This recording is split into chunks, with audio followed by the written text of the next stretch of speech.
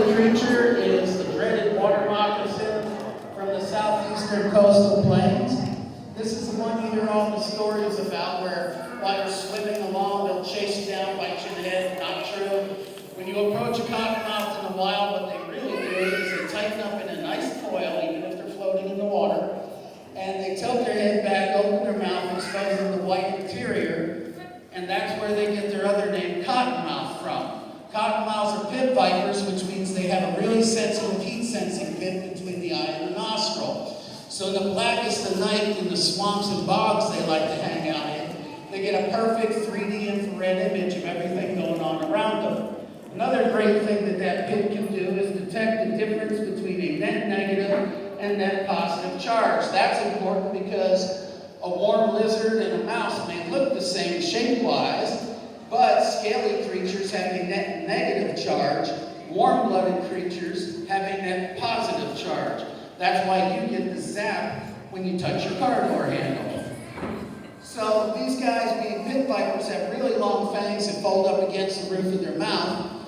And so when they bite, and not today, buddy, when they bite, they inject the venom really deep. They have very large venom proteins, so they have a special additive that helps break up your tissue. You see advertised a lot of times on TV, hyaluronic acid for tightening skin for girls, right? Well, they have hyaluronidase, which cuts things up.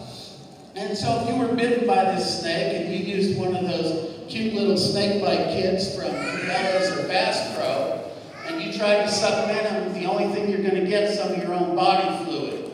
And then when your hand is 3 times its normal size and black and blue due to lack of blood flow, you have big gaping holes and you invite gangrene and start losing body parts. The only thing that actually works on snake bite is anti-venom. Everything else you've read, tourniquets, ice, getting drunk, whatever it is, it always makes things worse, okay? The only thing you should ever do is call 911, get to a hospital, get anti-venom. It is the only treatment that works.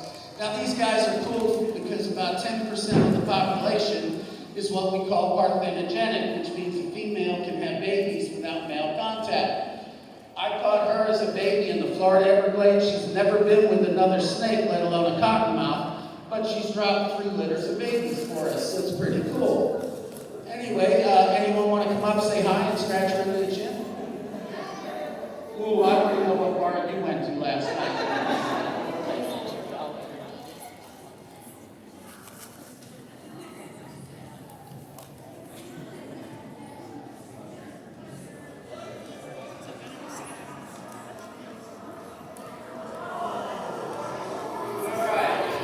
Gorgeous creature is a rhinoceros viper from tropical Africa.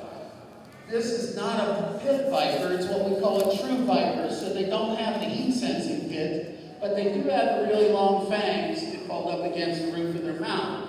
And some of these snakes in this genus have the longest fangs of any snakes on the planet. A gaboon viper at 5 feet long has fangs that are 2 inches long. And with venom that acts a whole lot like that cottonmouth, you can imagine the damage they do. These guys are heavy terrestrial vipers, so they're what we call ambush predators. So they sit along the path, wait for something to run by, reach out and give it a sweet little kiss. The advantage of being venomous to the snake is they bite and release, so the animal's not fighting back, kicking, scratching, or otherwise hurting the snake. Then the animal runs off and dies, of course. And the most importantly, when the snake bites the animal, it changes the animal's chemical signature. So the snake uses that really sensitive tongue to track that exact scent. So even if another animal runs across the path, they're not deterred. They go to the one that they bit. So it's a threefold advantage. It protects the snake from the prey, kills the animal, and provides tracking. The last thing this snake ever wants to do is do a defensive bite. If you were to approach this, and most venomous snakes in the wild, they'll freeze, hoping you'll just leave them alone and walk by. Most people bitten each year are doing one of 2 things. They're trying to kill it or catch it. If you take 2 steps back and walk around, you're going to be just fine. They're not going to chase you down. Now this is a beautiful snake, right? How many like to pet this? Look what color does to our brains.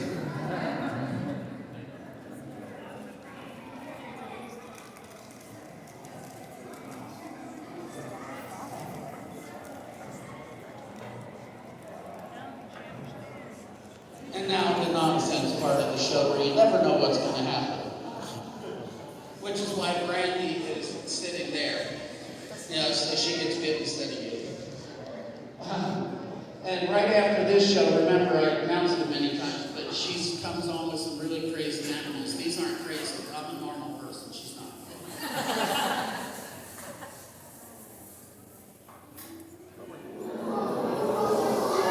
Okay, maybe I'm not completely normal. This is a black Pakistan cobra. They're not vipers or pit vipers. They're what we call elapids. They have really short fangs fixed in the front of their mouth. But they make up for it by having really small venom peptides that zip through your body really quick. So within an hour, you have a hard time breathing. Maybe within a couple, you wouldn't be breathing at all. A lot of you have seen the snake charmers with their flutes supposedly serenading the snake.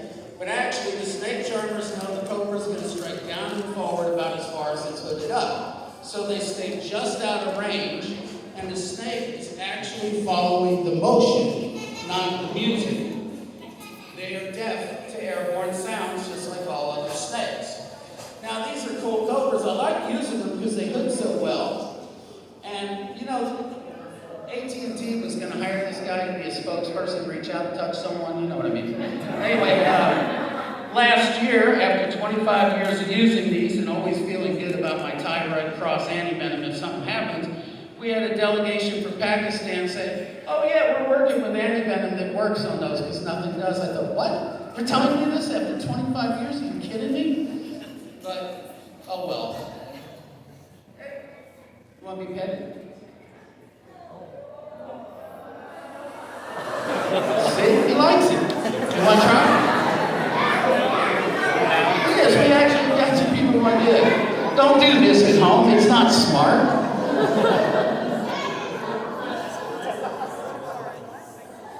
I was thinking about calling a professional.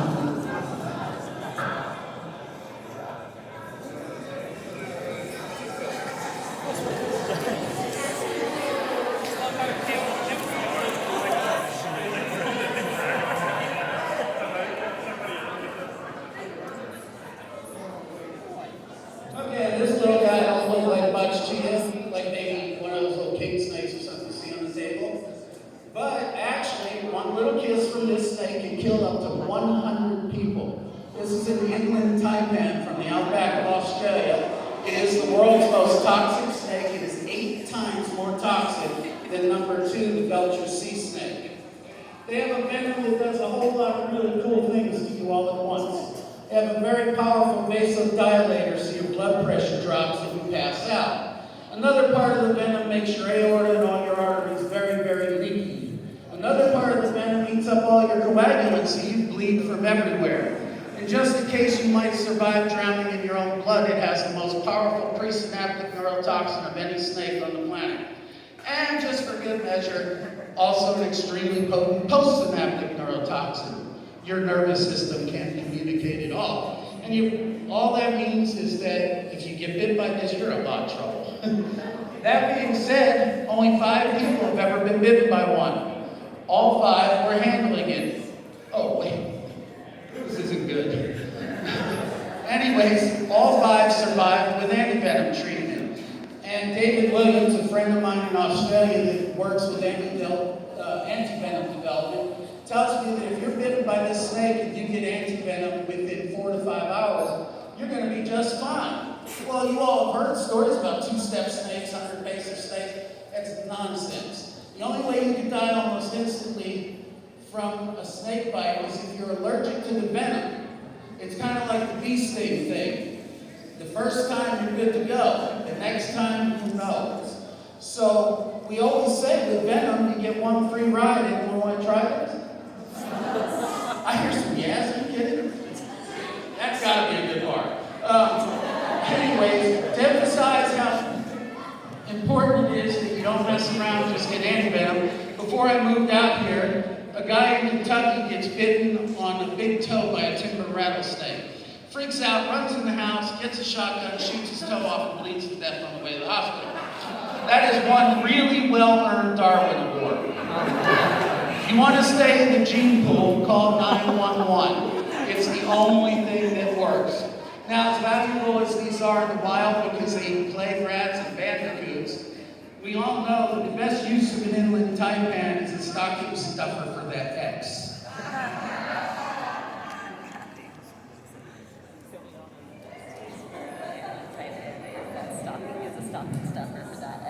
Okay, before I bring out my next guest, I'm going to talk a little bit about him first. It's a western diamondback rattlesnake. It's arguably one of the most dangerous snakes in North America because it gets very large, has a lot of venom. It is a pit viper with that 3D infrared imaging, the really long fangs. It's a very nervous snake, so it's very likely to bite. They have a wide range in the U.S. from east central Texas up into Arkansas, west to Coachella Valley in California. And in fact, most people bitten each year are bitten by this species. Now, how many of you have heard it's better to be bitten by an adult snake than a baby snake? Quite a few.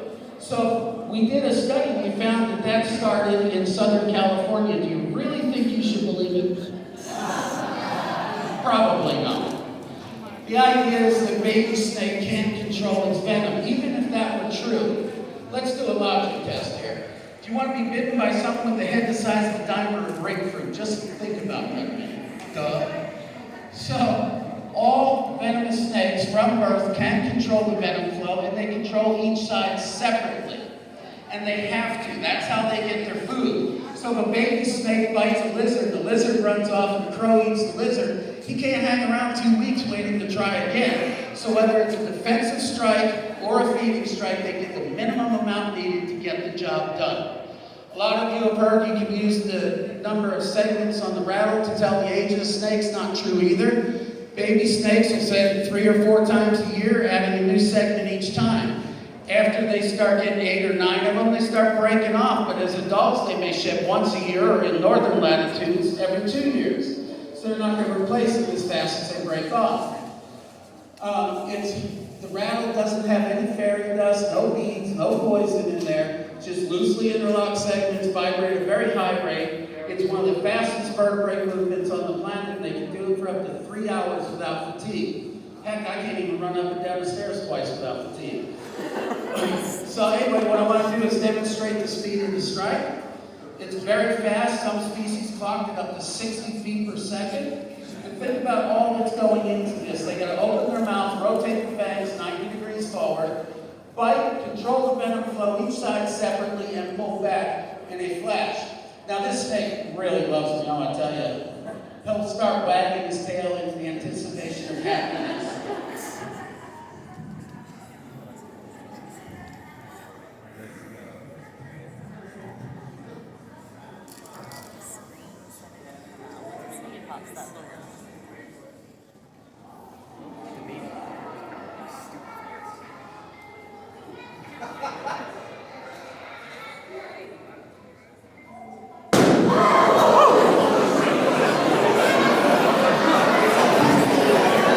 Pretty quick, huh? So after all this, you probably wonder why in the world would be one of these things on the planet? Why, you're not entertained? Anyway, truth is, millions and millions of people's lives are saved every year by medicines developed from the venoms of different snakes. In 1981, Capital came out. It comes from the Lancet viper in South America. It's used for congestive heart failure, kidney failure in diabetics, and hypertension. Worldwide, since 1981, millions of people's lives depend on that drug. But I told you those venom molecules are really large. You can't synthesize that in the lab. So they had to figure out exactly what part of the venom is acting how in the body, and figure out how to make just that part. It revolutionized the way all pharmaceuticals are made to this day, making them safer because they're more targeted and there are far fewer side effects. Indirectly, billions of more lives saved. If you know someone that gets those blood clots deep in their legs, deep thrombosis, they're probably getting echostatin from the saw-scale viper in the Middle East. Worldwide, breast cancer is a huge problem. They just discovered that a part of the venom in the copperhead from the eastern United States prevents the cancer cells from adhering to your body's matrix so the tumor dies. You think that might be valuable when they get that figured out? You can bet on it. Thank you, Reptilian Nation. We love you. Stay put. We're out